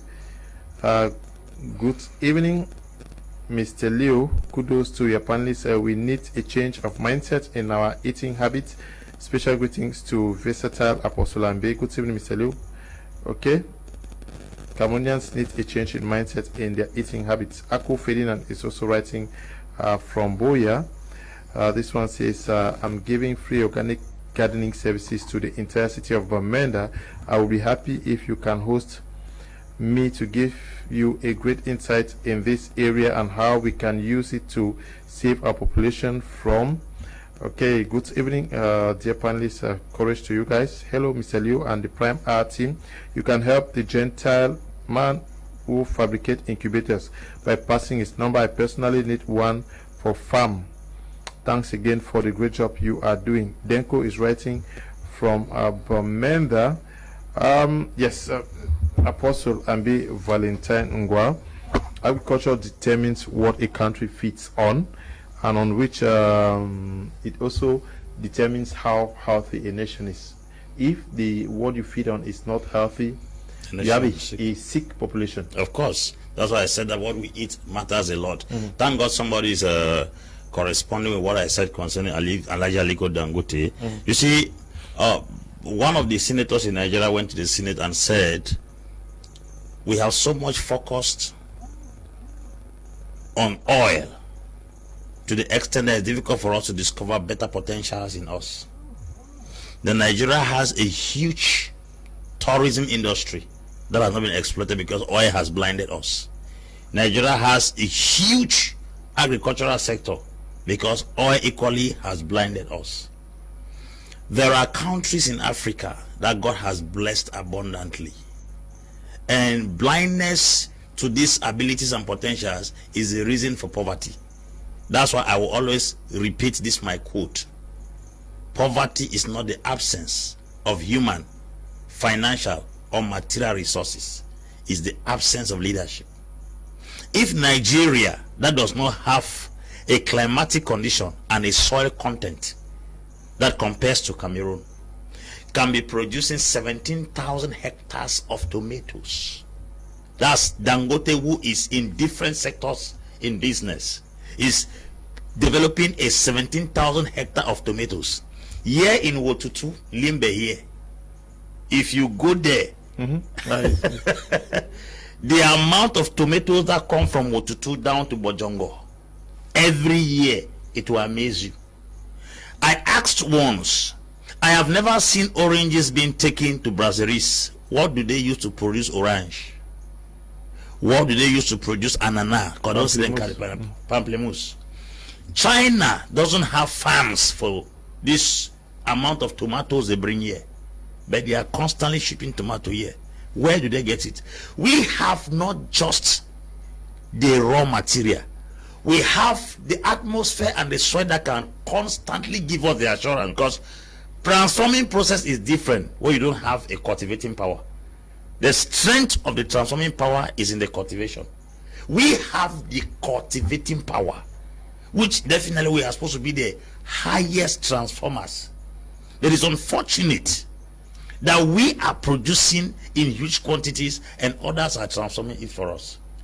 If you fly out of this country, African foods are very, very expensive in European supermarkets, because it's to tell you that they know that what comes from here is richer than what they are producing over there. How would you explain that an African will take a train for almost about 20 minutes to go and eat in an African restaurant? It tells you how scarce. And then a plate of African meal there is very expensive, because they know that what comes from this place is organic. And if the population is not eating what is healthy, definitely we're going to have a sick population, and equally we're going to have a how do I put it, a population that dies early. That's the truth. There are also food that can eat, it limits your production. You know, there is this campaign of reducing world population, and the focus is Africa.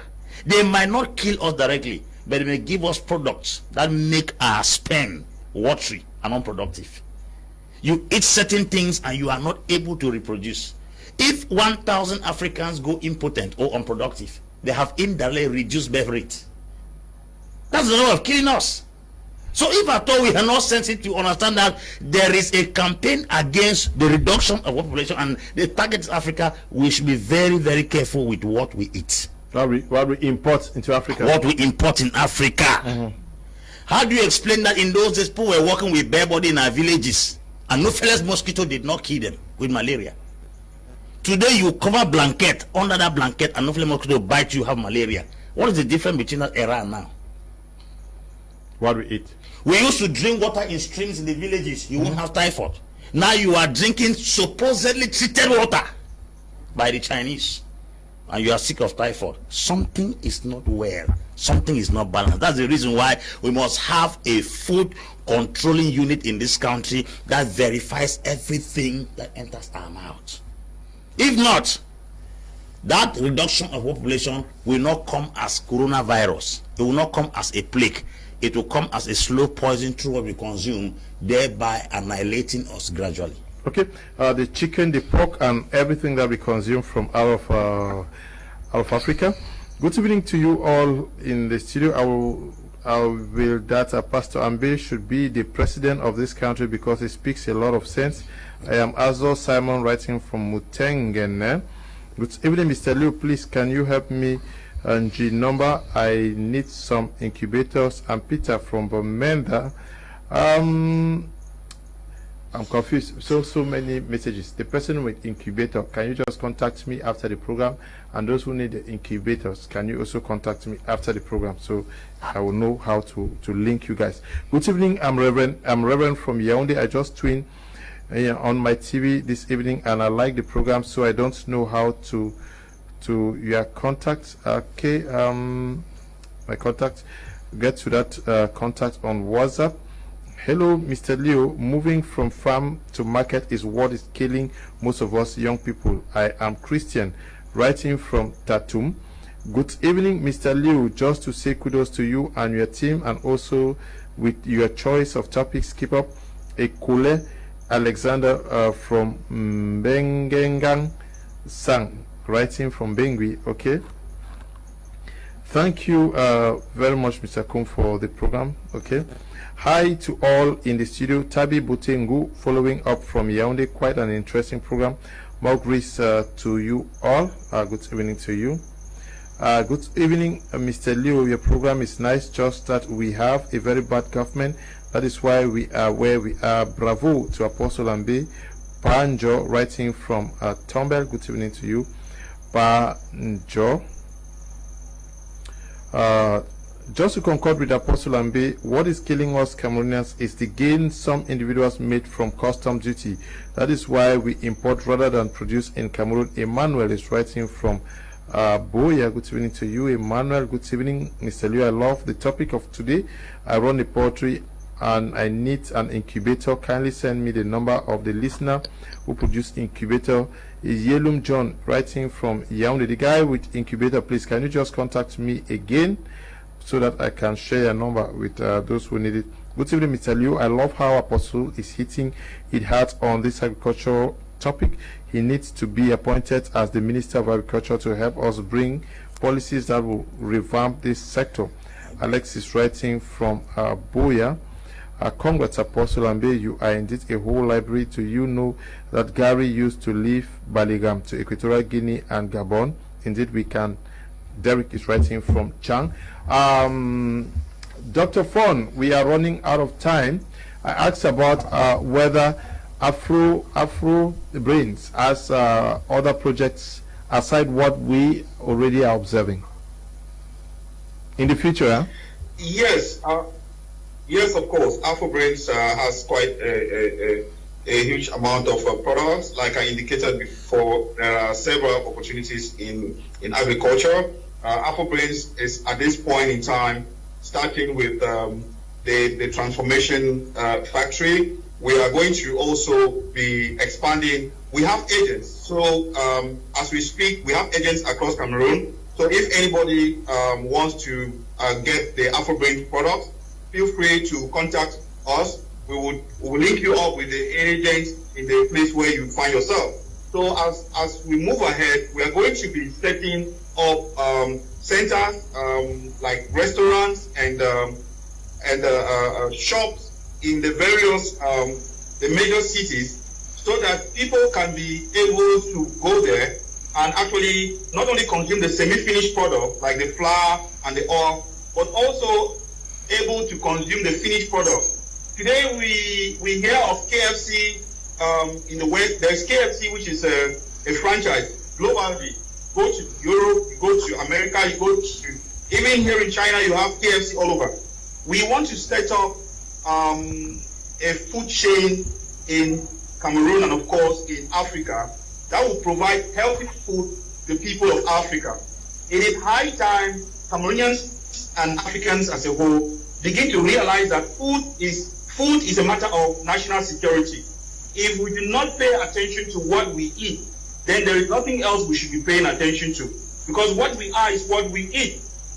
As long as we continue to consume the food that we have we importing, we are going to continue to be sick.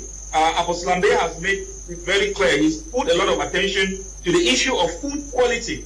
I must indicate that at Afro we have equipment that tests our raw material.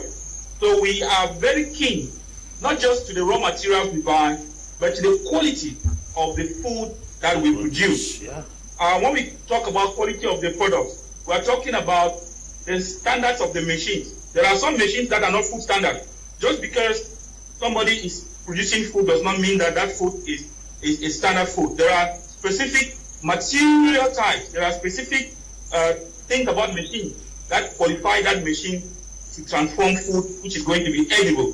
So yes, Afro should be setting up institutions, or let's say shops across the country. We'll be starting from Douala, Bafoussam, and Limbe from our current statistics, so that people can be able to have access not just to the semi-finished products, but to the finished products. And as I indicated, we are setting up our complex in Yaoundé, where we're going to have a training center to train people on how to build these small machines, and of course meet the local women in their various communities to discuss with them how to cultivate food in a healthy way and how to use the small machines that are being produced to increase their yield. People who own farms and who are interested in dealing with us, I listened carefully to you indicate how Dangote probably stopped the importation of tomatoes into Nigeria and set up a project. Of course, if the tomato farmers across Cameroon have a challenge in where to sell their products, they can always get in touch with Afro. We can go into a collaboration, win-win collaboration, where they can produce in large quantities and we can transform and put this into the market so that people can begin to eat healthy food. And as I indicated, they should pay attention to the quality of the fertilizers or the manure that they use. Chemicals do not help. The fact that something is looking good is not all that glitters that is gold. So let us be able to look at quality. So Afro has lots and lots of other projects that are coming up. Those who are interested in agriculture, those who want to build a career in agriculture, those who want to be involved more in food cultivation, get in touch with us. Let us talk. There are people who want to invest in cultivation. Let us have the conversation so that we can begin to see how we can build sustainable chains. We are into transformation. We support cultivation. We are also looking at investing in distribution. We are setting up an online platform for people to access. Those are all a wide scope of opportunities that are existing. So young people should realize that agriculture is the future. When you get involved in agriculture, you sustain not just your life, the life of your family, but you also sustain the life of your generation. Thank you very much. Okay, I'll take a few messages and we call it for today. Good evening, Mr. Liu and all the panelists, especially Maman of Wisdom, Apostle Lambe. Mr. Liu, please, I just wish to plead that I look towards being a panelist in such rich topics. Please, can I be oriented on what I need to be?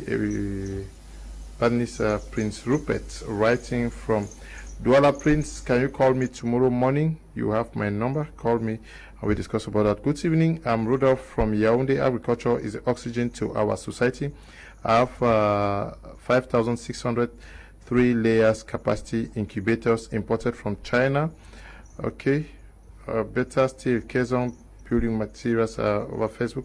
Can you, those with incubators, can you just call me after the program? Or the best is to call me tomorrow morning by 9:10, between 9:10. If you have incubators, just call me tomorrow so that I can link you up with those who need the incubators. Okay.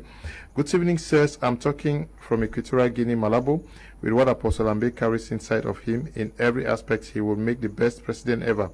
He flows naturally in every topic. He makes too much sense. Thanks, Mr. Liu, for this great platform. Thank you very much, Apostle.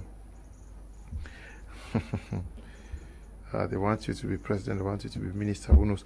Mr. Liu, kudos and keep up with your refined panelists.